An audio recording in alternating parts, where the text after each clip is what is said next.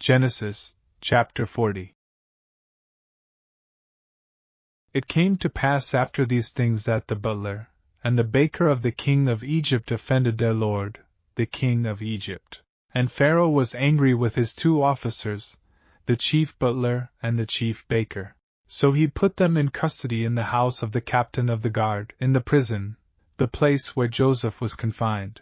And the captain of the guard charged Joseph with them, and he served them. So they were in custody for a while. Then the butler and the baker of the king of Egypt, who were confined in the prison, had a dream, both of them, each man's dream in one night, and each man's dream with its own interpretation. And Joseph came into them in the morning and looked at them, and saw that they were sad.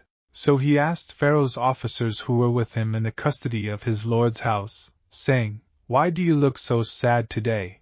And they said to him, "We each have had a dream, and there is no interpreter of it." So Joseph said to them, "Do not interpretations belong to God? Tell them to me, please."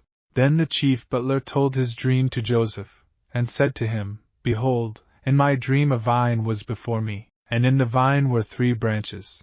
It was as though it budded, its blossoms shot forth, and its clusters brought forth ripe grapes. Then Pharaoh's cup was in my hand, and I took the grapes and pressed them into Pharaoh's cup, and placed the cup in Pharaoh's hand."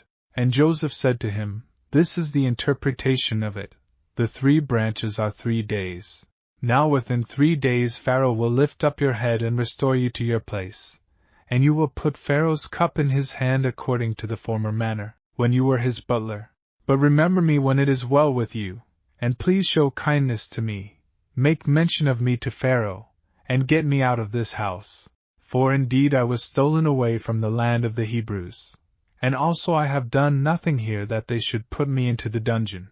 When the chief baker saw that the interpretation was good, he said to Joseph, "I also was in my dream, and there were 3 white baskets on my head. In the uppermost basket were all kinds of baked goods for Pharaoh, and the birds ate them out of the basket on my head." So Joseph answered and said, "This is the interpretation of it. The 3 baskets are 3 days. Within 3 days Pharaoh will lift off your head from you and hang you on a tree, and the birds will eat your flesh from you." Now it came to pass on the 3rd day, which was Pharaoh's birthday, that he made a feast for all his servants, and he lifted up the head of the chief butler, and of the chief baker among his servants. Then he restored the chief butler to his butlership again, and he placed the cup in Pharaoh's hand. But he hanged the chief baker, as Joseph had interpreted to them. Yet the chief butler did not remember Joseph, but forgot him.